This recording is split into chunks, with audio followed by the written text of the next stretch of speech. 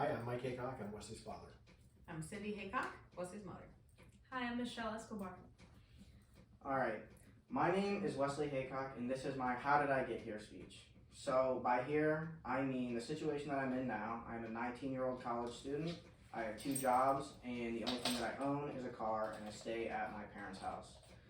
So, along this journey, I've learned 2 main things, and that is about your reputation and the connections that you make. And I will talk more about that later on after we talk about how did I get here.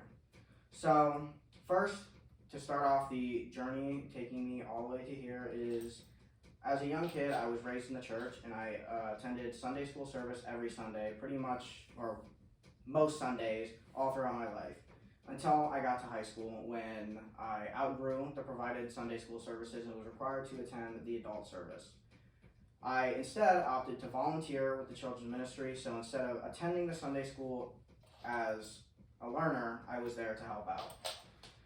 So I did that all the way through high school until my senior year, which I did dual enrollment, so it allowed me to do college courses and high school. So every day of the week, I would have 3 high school courses, and then my college courses were split. This gave me a lot of time during my school day, and so with that time, I decided to volunteer more during the week. That way I could help set up for the Sunday school services. Unfortunately, I only got to do this for so long before the COVID-19 pandemic started to arise and we started to lock down. So I then had graduated school and I was unable to volunteer because the church was closed down.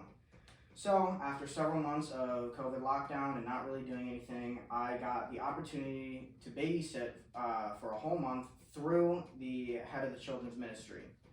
Then, while I was babysitting, I also started to look for other jobs, and when I was at the church, a family friend and now co-worker who works at the church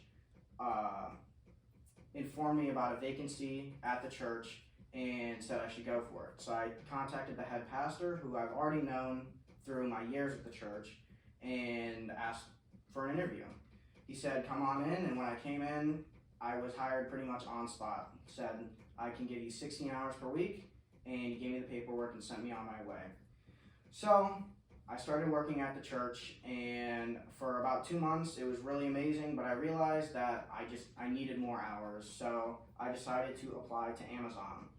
I got hired at Amazon, and for the next 6 months, I worked night shifts at Amazon and during the daytime for the church. Then, after these 6 months, I realized that the night was too much stress on my body, and I couldn't do it anymore. So I quit Amazon and decided to get my career back on track and attend school. I took 2 classes at AACC during the summer and continued to work at the church. Then, as luck would have it, another opportunity came up, and the same person, family friend and coworker at the church, told me about another job opportunity for the Kona Ice of Annapolis Snow Cone Truck Company. So I reached out, got an interview, and I came all dressed up, and when I got there, they thought I was there to buy a snow cone.